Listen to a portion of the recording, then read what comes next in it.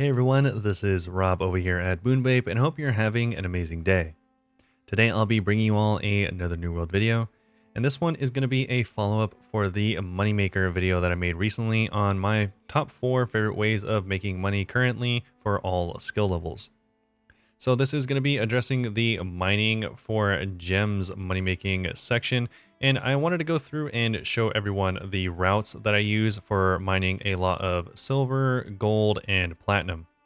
Mining these with a lot of luck gear is going to yield you a ton of tier 2, 3, and even tier 4 gems, with a really high chance of getting tier 4 gems from all of the platinum nodes.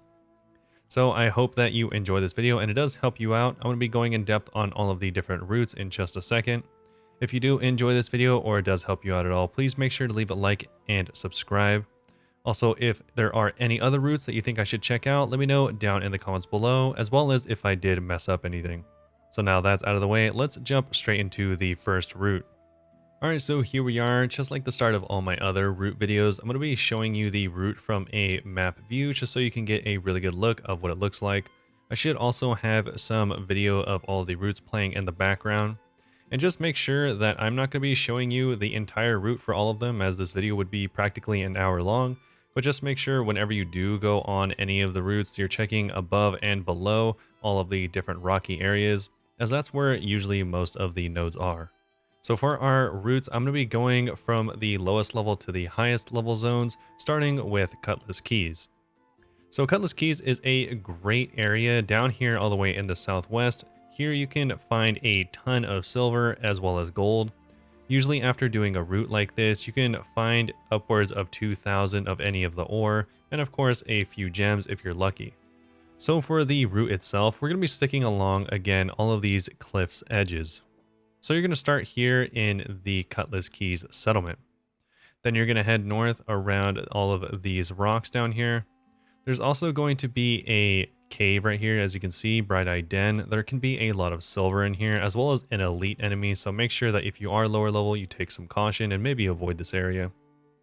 The next area that's going to have a ton of really great places for all of these different nodes is going to be this section called Rot Horde Hollow. In here, not only is there going to be gold, there's also going to be a lot of star metal, so if you do have a decent enough mining skill, then I would highly recommend going to this place as frequently as possible, as I do seeing that a lot of gold and star metal there very, very often. Once you've cleared that place out, you can head over here up into Agent's Pass. There is going to be a decent amount of silver spawns as you go up. Just look in all of the nooks and crannies as you go up and make sure you pay attention to the route that I'm going to have laid out. Once you do get up to Ancient's Pass, we're nearing the end of the actual route. You can finish it by checking around here near the giant bridge. Just north of it as well, in this little rock outcropping, you'll find a good amount of silver. And lastly, there are a few more deposits here on the other side of the bridge. What's really great about this route in particular is once you're done, you can either run over here into the Rumble Shores and drown to reset your spawn point back to Cutlass Keys, or you can use it to run all the way down here to First Light.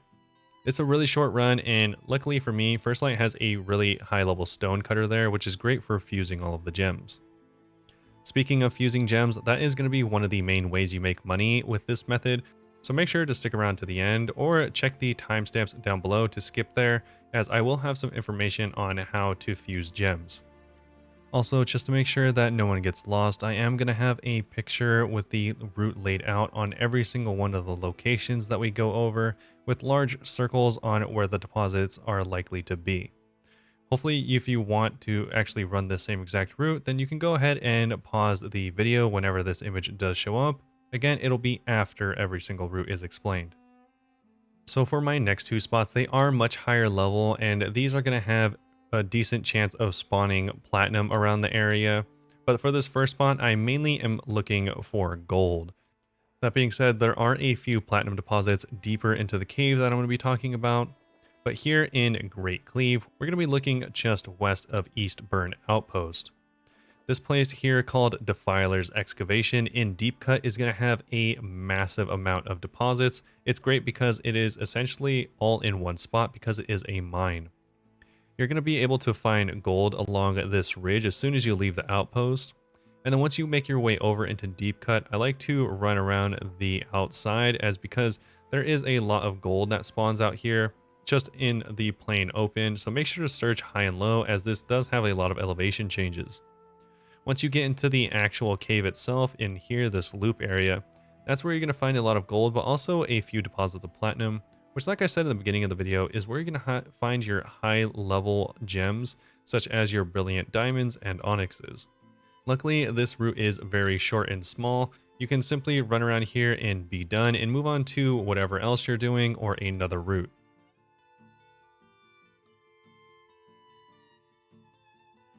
Luckily for us, our third and final route is going to be right over here in Edengrove, so not too far of a walk if you wanted to save some Azoth from Eastburn Outpost and simply run over here to Valorhode Outpost. I'll show you one extra spot in Reekwater that I like to use for platinum as well, although not as frequently because it is pretty far distance from all of the other areas down there. Alright, so from Valorhode Outpost, you're simply going to run north and make your way around this area that is this giant lake. On this left side of the lake, you're going to find a lot of platinum, essentially only platinum spawns here. So anytime you think you see shiny white metal or shiny white mounds out here on the mountain tops and the cliffs, then that's likely going to be the platinum. Also, the platinum can spawn inside of rocks, so you might just see the top of it and not the entirety of the actual deposit, which can make it a little tricky to find. So once you go along this ridge, you can find the ridge just right here and follow it along. Then once you get to these little buildings outcropped here, you can run all the way to the other side. I know this might seem risky running from one side of a lake to the other, especially in this game, but you are able to make it all the way across. It does help if you have some way to traverse all of this, such as Flame Dash if you are a Fire Staff user. Once you're on this side is going to have a decent amount of spawns over here as well. Make sure to just run all the way down here where it gets much lower, and then you can do a little bit of backtracking to get the nodes that are higher up.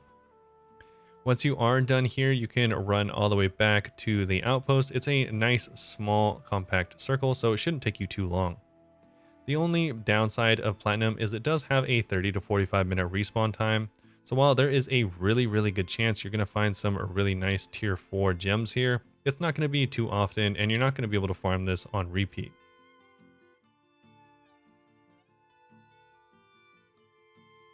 For our final honorable mention for mining is this spot down here in Reekwater. It's actually going to be the highest level zone that we mentioned today, of course, as it does have a lot of level 60 plus enemies here, which is why I couldn't really place it in my top 3 for mining locations. It is very precarious here if you are not level 60, and even then, if you get a lot of enemies on you, it can be very dangerous.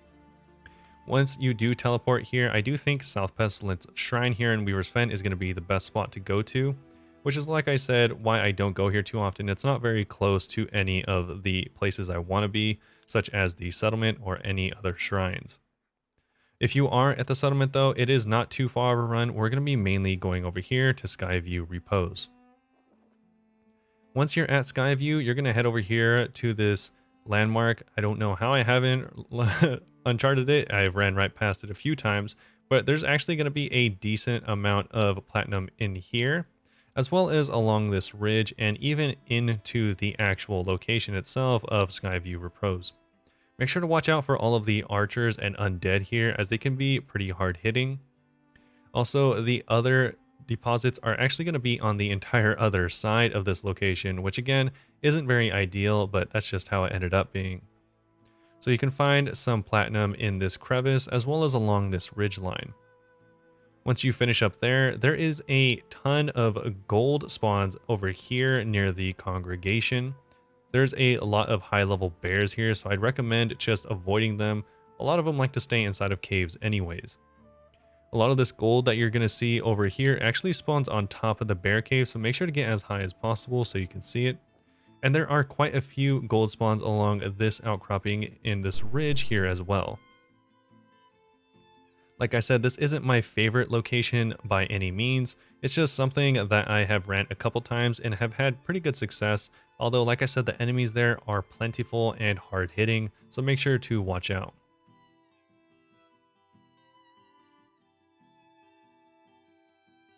So here I am over here in First Light, and before I ended the video, I quickly wanted to show you what it would look like to fuse some gems together and why I think you should keep all of the gems you have until you're ready to sell them. So in First Light here, they used to have a level 5 stonecutter that was recently downgraded, but that's why I had all my gems here. As you can see, I have quite a few gems, tier 5, 4, pretty much the full gambit of every type of gem. And this is from running a lot of those silver and gold runs alone. And I picked up a lot of these tier 5 gems simply from running dungeons, getting lucky, and also fusing them. So as you can see, I have a lot of tier 2 and tier 3 gems, but like I said, it's not a really good idea to throw them away, try to sell them, try to cut them. And also make sure that you have a decent level Arcana if you really want to fuse really high level gems. If you don't have a decent level Arcana, that's totally fine. It's just a recommendation. You can buy all the necessary things from Arcana off the trading post in order to fuse your gems. A couple things you are going to need to fuse your gems though is going to be wisps of different elements, as well as essences of different elements. Once you do get all the way up into very high level gems, you're eventually going to need quintessences, which you can find off of very high level elemental enemies. Here at the stonecutter, let me quickly show you what it would look like to actually fuse a gem. So you're going to want to go through and not look at the cut stone gems. Like I said, you don't really want to cut these low level gems. What you want to do is you want to go to the fused gemstone section. As you can see here, you can fuse these tier 2 gems into a tier 3 gem. All you need is 3 of whatever gem you plan on fusing, as well as, like I said, a wisp for whatever type of gem it is. As you can see here, these diamonds, I happen to have 2 or 3 of these tier 2 ones rather, and now I can upgrade it to a tier 3, and it continues on. As you can see here, moving on to the brilliant gems, you saw that I had a lot of tier 3 gems, and a lot of people would think that's useless, but of course that's if you don't have the knowledge or access to a decent level stonecutter. And like I said in that other video I was referencing where I did have the top 4 moneymakers, I did mention that this can be a great moneymaker with as little as 100 stone cutting, which isn't very hard to get at all. Once you do have 100 stone cutting, you can fuse brilliant gems, which is where a lot of really consistent money lies right now in the market. By using your solvents, you can make it so that not only are you going to be getting 3 in this instance, but if you use the pure solvent, you have a really high chance, or relatively really high chance, in order to get a 4th extra gem. And if you did see my video on money making, you do know that brilliant diamonds are a great way to make money. And this doesn't cut them, this just makes it so that you get additional brilliant diamonds so that you can cut them and sell them, or potentially save up to make yourself your very own pristine diamond. Now, whenever you do make it, you are going to get a decent amount of experience. And as you can see here, not only did I get those 3 gems out of literally nowhere, just upgrading slowly those tier 2 and 3 gems, now I actually got a free tier 4 gem just from making all of these into tier 4s. So that is going to be the way you make a really good amount of money, by fusing. And eventually, as you can see here, you can get up to tier 5 fusings, but the quintessences currently on the market are extremely expensive, and it's not extremely viable to make these as a moneymaker. You totally can, and I'm not saying you shouldn't if your markets are different than mine, especially if you can find quintessences for a relatively cheap price. But currently on my server as it stands, fire quintessences sell for around 200 to 300 gold, making it not really worth it in order to combining gems into pristines. So as far as this video goes, that's going to be about it. I really hope you enjoyed it and this did help you out. Hopefully it clarified a lot about this moneymaker and it helps everyone else make a little bit of cash. Thanks again for watching the video. Let me know if you have any further questions or comments down below, and I will respond to them, or at least will read them. Thanks again, and I hope you all have an amazing day, and I'll see you all very soon.